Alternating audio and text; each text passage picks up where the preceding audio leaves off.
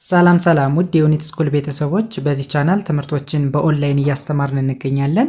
የምናስተምራቸው ትምህርቶችም አማርኛ፣ እንግሊዘኛ፣ ሂሳብና ሌሎችንም ትምህርቶች በማስተማር ላይ እንገኛለን። ለመማር የምትፈልጉ ቤተሰቦቻችን ቪዲዮ ላይ ባስቀመጥነው ስልክ ወይም በኢሞ፣ በቴሌግራም፣ በዋትስአፕ በሌሎችም የሚዲያ አማራጮች ሃሎ ይበሉን፣ ይደውሉልን፣ ይማሩ። በዛሬው ትምህርታችን ወይም ቪዲዮአችን ደግሞ ፓርት 2 ወይም ደግሞ ክፍል 2 ቪዲዮ እንማማራለን።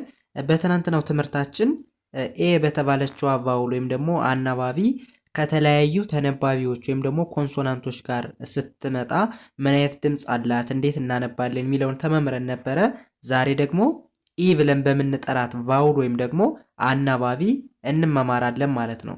እንግዲህ የዚህ ትምህርት ዋና ዓላማ ለእንግሊዘኛ ገና ከመሰረቱ ጀማሪ ለሆናችሁ ቤተሰቦች የግድ ማወቅ ያለባችሁ ትምህርት ወይም ቪዲዮ ነው ማለት ነው። ምክንያቱም ኤ የተባለችው እያንዳንዱን ከኤ እስከ ዩ ድረስ ባሉት በአምስቱ ቫውሎች ወይም ደግሞ አናባቢዎች ከተለያዩ ተነባቢዎች ጋር ሲመጡ ምን አይነት ድምፅ አላቸው የሚለውን ማወቅ ከቻልን በቀላሉ እንግሊዘኛን ማንበብ መጻፍ ስለምንችል ማለት ነው። ኦኬ ወደ ዛሬው ትምህርታችን ስንሄድ ከመጀመሪያው ላይ ስንጀምር እንግዲህ በሙሉ የምታዩት ማን ይታየናል? ኢ የተባለ ቫውል ወይም ደግሞ አናባቢ አለ ማለት ነው ከእያንዳንዱ ወርድ ላይ። እንዴት በቀላሉ እናነባዋለን የሚለውን ስንመለከት ከመጀመሪያው ላይ ስንጀምር የመጀመሪያዋ እንደምታዩት ተነባቢ ነች። ሁለተኛዋ ደግሞ አናባቢ ኢ እንላታለን። ኦኬ አሁን እኛ ትልቁ ፎከስ የምናደርገው ምን ላይ ነው? ቢኢ ምን አይነት ድምፅ አለው ነው። ቢ ተነባቢ ነው ብለናል። ኤ ደግሞ አናባቢ ነች። ስለዚህ ቢኢ ምን አይነት ድምፅ አለው፣ እንዴት ይነበባል ወደሚለው ስንሄድ ቢኢ ቤ ተብሎ ይነበባል። ያ ማለት ኢ ኤ የሚል ድምፅ አላት ማለት ነው። በሙሉ ኤ ኤ ኤ እያልን ነው ምንሄድ ማለት ነው ከእያንዳንዱ ላይ። ስለዚህ ቢኢን ቤ ብለን እናነባለን። ያ ማለት በውስጥ ታዋቂነት ኢን ኤ ብለን ጠርተናታል ማለት ነው። ኦኬ ቤ እንላለን። ኤስን ለብቻዋ እንደ ስ፣ ቲን እንደ ት። ኦኬ ከዚህ በኋላ በቀላሉ ቤ ስ ት ቤስት ቤስት ምን ማለት ነው? በአማርኛው ቆንጆ ጥሩ እንደማለት ነው። ኦኬ ወደ ሁለተኛው ስንሄድ ደብሊው ኢ በተመሳሳይ ማን እንላለን? ዊ እንላለን። ያ ማለት ባጭሩ ኢን የአምስተኛ ፊደሎች ለእያንዳንዱ እንግዲህ የአማርኛ ፊደሎች 34 ናቸው አይደለ? ስለዚህ የአማርኛ ፊደሎች ሆነው የአምስተኛ ፊደሎችን ድምፅ ነው የምትይዝ ማለት ነው። ማን? ኢ ማለት ነው። እያንዳንዱ ስታዩ ከዚህ ጋር የምታዩቸው አምስተኛ ፊደሎች ናቸው የመጀመሪያዎቹ ማለት ነው። ስለዚህ ደብሊው ኢ እንደ ዌ ይነበባል። ከዛ ኤል ኤል ሚል በተከታታይ መጥቷል። እንደ አንድ ድምፅ እንደ ል ታነቡታላችሁ። ስለዚህ በአንድ ላይ ምን ሆነ? በአንድ ላይ ሲነበብ ዌ ል ዌል ዌል ምን ማለት ነው? ደህና እንደማለት ነው። ኦኬ ወደዚህኛው ስንሄድ በተመሳሳይ ኤምኢን እንደ ሚ ማንበብ። ያ ማለት ኢ ኤ ሚል ድምፅ አላት ብለናል አይደለ? ስለዚህ ኤምኢን ሜ እንላለን። ሜ ስንል ኤ ሚል ድምፅ አለ በውስጥ ታዋቂነት። ስለዚህ ሜ እንላለን። ኤንን እንደ ን እናነባለን። ስለዚህ በአንድ ላይ ሜን ምን ማለት ነው? ወንድ ማለት ነው። ውሜን ስንል ሴት እንደማለት ነው። ሜን ስንል ወንድ ማለታችን ነው። ኦኬ ወደሚቀጥለው ስንሄድ በተመሳሳይ ቲኢን እንደ ቴ ማንበብ። ቴ ሚል ድምፅ አለው። ኦኬ ከዛ ኤልኤል ሚለውስ? ኤልኤል ሚለውን እንደ አንድ ድምፅ እንደ ል እናነባዋለን። ኦኬ በአንድ ላይ ስናነባው ቴል ምን ማለት ነው? ቴል ማለት ነገረ ወይም ደግሞ መናገር እንደማለት ነው። ኦኬ ወደዚህኛው ስንሄድ በተመሳሳይ ኤንኢን እንደ ኔ ማንበብ ወይም ደግሞ ኔ የሚል ድምፅ አለው።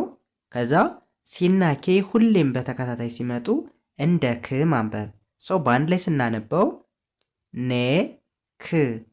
ኔክ ምን ማለት ነው? አንገት እንደማለት ነው።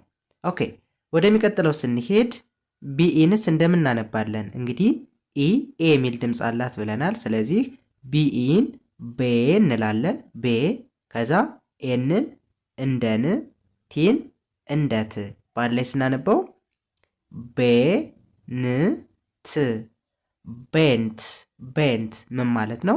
ተሰጦ ማለት ነው። ኦኬ ወደዚህኛው ስንሄድኛውስ ምን ይላል? አርኢን እንደ ሬ ማንበብ ሬ፣ ኤንን እንደ ን፣ ቲን እንደ ት በአንድ ላይ ስናነበው ሬ ን ት ሬንት ሬንት ምን ማለት ነው? ኪራይ ማለት ነው። ኦኬ መልካም።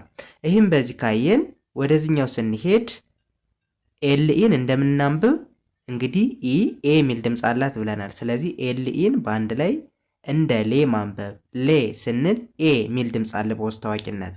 ኦኬ ጅን እንደ ግ ማንበብ በአንድ ላይ ስናነበው ሌ ግ ሌግ ሌግ ምን ማለት ነው? እግር እንደማለት ነው። ኦኬ ወደ ሁለተኛው ስንሄድ ሁለተኛውስ ምን ይላል?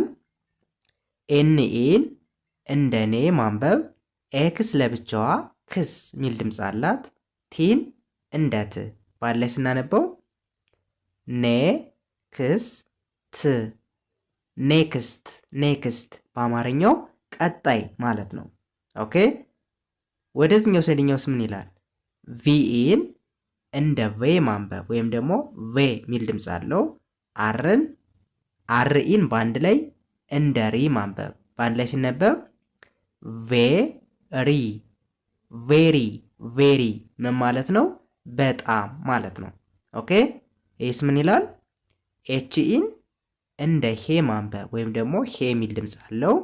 ኤንን እንደ ን በአንድ ላይ ስናነበው ሄን ሄን ሄን በአማርኛው ዶሮ ማለት ነው። ኦኬ ይህስ ምን ይላል? ቲኢ እንደ ቴ ይነበባል ወይም ደግሞ ቴ የሚል ድምፅ አለው። ኤስን እንደ ስ እናነባለን። ቲን እንደ ት እናነባለን። በአንድ ላይ ስናነበው ቴ ስ ት ቴስት ቴስት በአማርኛው ሙከራ እንደማለት ነው። ኦኬ ወደዚህኛው ስንሄድኛውስ ምን ይላል? በተመሳሳይ ዋይኢን እንደ የ ማንበብ ቲን እንደ ት በአንድ ላይ የት የት የት በአማርኛው ሆኖም እንደማለት ነው። ኦኬ ወደ መጨረሻው ስንሄድ ቲኢን እንደ ቴ ኤንን እንደ ን በአንድ ላይ ስናነበው ቴን ቴን ቴን በአማርኛው 10 ማለት ነው።